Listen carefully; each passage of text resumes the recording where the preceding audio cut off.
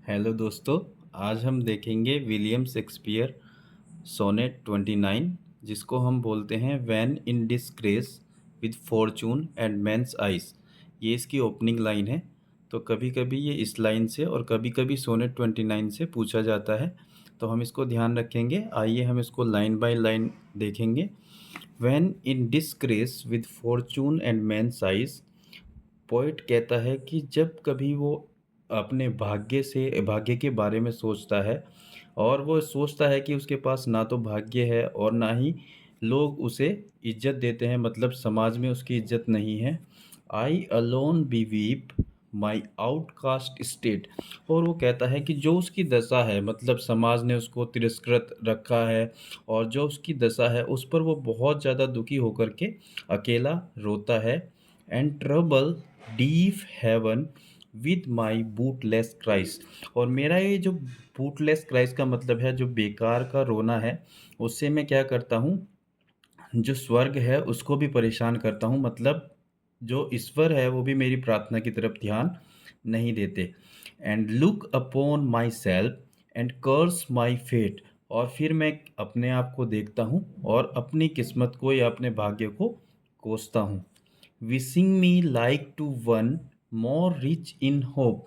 और मैं सोचता हूँ कि मैं उस व्यक्ति की तरह होता जिसके पास बहुत आशा है और वो बहुत ज़्यादा सफल है अपने जीवन में। Feature like him. और मैं उसके उसके जैसा दिखना चाहता हूँ। Like him with friends possessed. और मेरे पास उसकी तरह मित्र होते। Desiring this man's art. और मेरे पास उसके उसकी तरह कला होती या स्किल्स होती। एंड द मैंस स्कोप, उसकी तरह मेरे पास अपॉर्चुनिटीज़ होती। With what I most enjoyed contented list. और जो चीज़ें मुझे बहुत ज़्यादा आनंद देती थी वो क्या है, अभी कंटेंटेड लिस्ट का मतलब है कि अभी उनसे भी मुझे संतुष्टि नहीं मिलती। Yet in these thoughts my self almost despising. यहाँ पे थोड़ा सा क्या है, वोल्टा है टर्न। इस पे एक क्वेश्चन पूछा जाता है कि वोल्टा कहाँ पर है। तो अभी तक यहाँ पर चीज़ें सेम चल रही थी। जो पोइट है वो बहुत ज़्यादा निराश है, लेकिन यहाँ से चीज़ें बदलती है। यहाँ पर बताता है yet in these thoughts my self almost despising. और जब मैं इन विचारों के बारे में सोचता हूँ तो मुझे खुद से ही नफरत होने लगती है। Haply I think on thee. लेकिन तभी मुझे तुम्हारा ख्याल आता है। And then my state. और मेरी जो स्थिति है वो बदल जाती है। मतलब अभी तक कभी निराश था, लेकिन अभी जब उसको याद आती है अपने बिलोव्ड की, तो उसकी स्थिति बदल जाती है। Like to the lark at break of day arising. और मेरी स्थिति कुछ ऐसे हो जाती है जैसे एक लार्क, एक चिड़िया होती है जो सुबह के समय उड़ान भरती है फ्रॉम सलेन अर्थ। उस समय पृथ्वी बिल्कुल शांत होती है, धरती बिल्कुल शांत होती है। Sings hymns at heaven's gate. और वो क्या करती है, बहुत ही आनंद के साथ जाकर के स्वर्ग के द्वार पर जो है वो गीतों को गाती है। ये कहने का मतलब है कि मैं आत्मिक रूप से बहुत ज़्यादा जागृत और आनंदित महसूस करता हूँ जब मुझे तुम्हारी याद आती है। For the sweet love remember such wealth bring. और उसके बाद जब मुझे तुम्हारी याद आती है, तुम्हारा जो प्रेम है वो मुझे सच वेल्थ ब्रिंग का मतलब मुझे इतनी समृद्धि देता है, ऐसा फील कराता है। That then I scorn to change my state with kings. कि अब यदि कोई राजा भी मेरे से अपनी स्थिति को बदलना चाहे तो मैं उसे मना कर दूंगा। कहने का मतलब ये है, अगर हम शुरुआत की बात करें तो पोइट बहुत ज़्यादा निराश है। वो कहता है कि ना मेरे पास भाग्य है, ना लोगों की नज़र में मेरी इज्जत है, मैं रोता रहता हूँ, ईश्वर भी मेरी प्रार्थना नहीं सुनता। लेकिन जब हम यहाँ पर आते हैं, फर्स्ट स्टेंजा, सेकंड स्टेंजा और जो नाइन्थ लाइन है, यहाँ से वोल्टा स्टार्ट होता है और यहाँ से चीज़ें बदलती है। और वो कहता है कि मैं यहाँ पर बहुत ज़्यादा अपने बारे में नफरत करने लगता हूँ, लेकिन तभी उसे याद आती है अपने बिलोव्ड की और उसकी स्थिति जो है वो पूरी तरह से बदल जाती है। आगे हम देखते हैं इसके, अगर हम फॉर्म एंड सीक्वेंस की बात करें तो इसका जो टाइप है वो है हमारा शेक्सपियरियन या इंग्लिश सोनेट। और इसमें जो लाइन्स है टोटल वो 14 लाइन्स है। और इसका जो स्ट्रक्चर है वो, इसके अंदर 3 क्वाट्रेन है और एक कपलेट है इन एंड में। जैसे आप देख सकते हैं यहाँ पर क्वार्टेन मतलब 4 लाइन्स, 4 लाइन्स, 4, और फिर एक कपलेट है। और इसके अंदर जो मीटर यूज़ किया गया है वो है हमारा आइएम्बिक पेंटामीटर, और जो इसकी सीक्वेंस है वो है part of fair youth sonnets. कई बार ये पूछा जाता है कि ये किसका पार्ट है, तो उसका आंसर है फेयर यूथ सोनेट्स का ये एक पार्ट है। ठीक है, और इसके अंदर जो राइम स्कीम है वो है A B C D E F G. मैंने यहाँ पर भी मेंशन किया है A B C D E F G. ठीक है, इस तरह से इसकी ये राइम स्कीम चली है। बात कर लेते हैं अब थीम्स पे। क्वेश्चन आता है कई बार एग्जाम में कि इसकी थीम क्या है। तो थीम्स जो है इसके अंदर जो यूज़ की गई है, फर्स्ट है सेल्फ पिटी एंड डिस्पेयर, मतलब आत्मदया और निराशा। जो पोएट है वो अपनी खराब किस्मत, समाज से तिरस्कार और अकेलेपन पर बहुत ज़्यादा दुखी है। उसके बाद सेकंड है हमारा एनवी एंड डिज़ायर, इच्छा और ईर्ष्या, मतलब वो दूसरों की सफलता, उनके रूप, उनकी कला और उनके पास जो मित्र है उनसे क्या करता है, ईर्ष्या करता है, और उसके मन में इच्छा है कि उसके पास भी वैसा होना चाहिए। तीसरी जो मेन थीम है इसकी, that is the transformative power of love, मतलब प्रेम की परिवर्तनकारी शक्ति।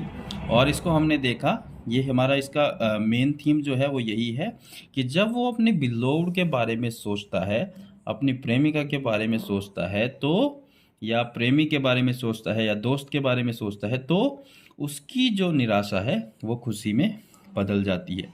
और एक last one is inner wealth VS outer wealth, आंतरिक धन बनाम बाहरी धन। तो हम देखते हैं कि जब कवि को प्रेम की याद आ जाती है तो वो अपने आप को राजाओं से भी ज़्यादा समृद्ध महसूस करने लगता है।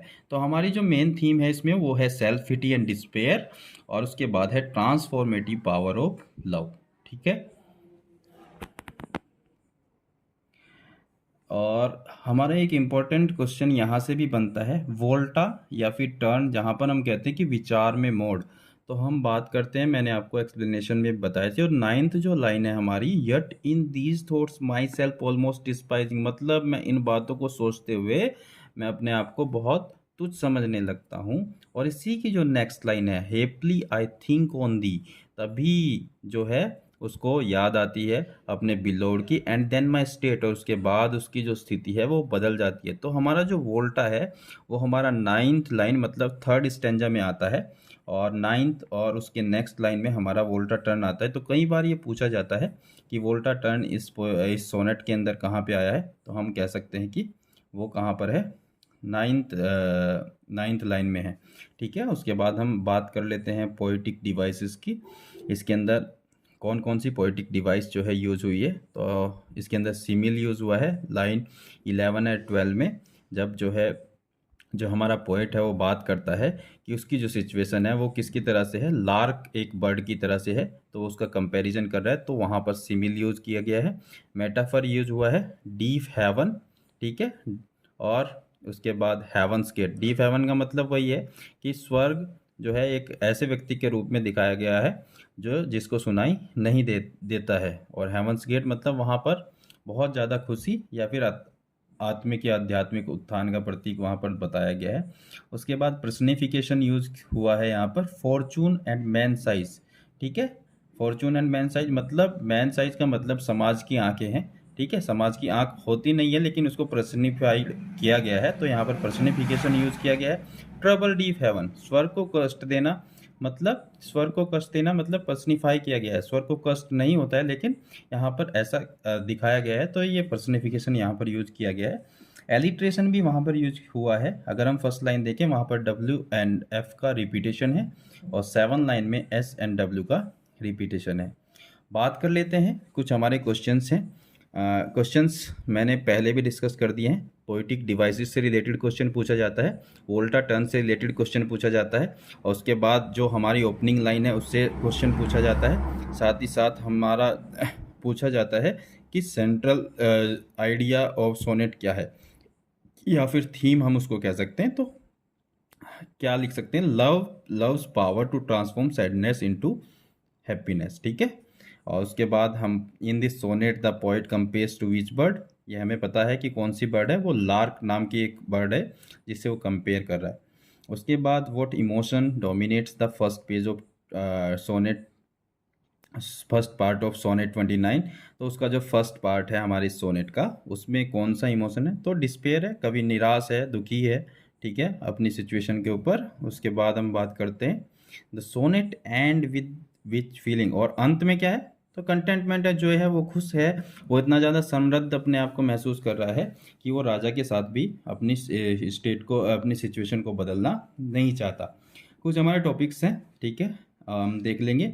राइम स्कीम से क्वेश्चन आता है, ठीक है, राइम स्कीम, थीम और टोन कैसी है, तो टोन हम बात कर लें तो डिस्पेयर है स्टार्टिंग में और लास्ट में जो है। उसके बाद वोल्टा लाइन हमारा 9th और 10th है। फिगर ऑफ स्पीच हमने देख लिया है, सिमिल, मेटावर, पर्सनिफिकेशन, एलिट्रेशन, ठीक है। और कोटेशन आइडेंटिफिकेशन, मतलब हमको जो मेन स्टेटमेंट है उनको आइडेंटिफाई करना होता है, ठीक है। जैसे हमारा opening line, closing line, volta turn कहाँ पर है, वो हमको पूरा देखना होता है, वो हमने पूरी एक्सप्लेनेशन पोएम में देख ली है। तो इस तरह से हम इस सोनेट को जो है अच्छे से तैयार कर सकते हैं और अपनी तैयारी को अच्छे से बढ़ा सकते हैं।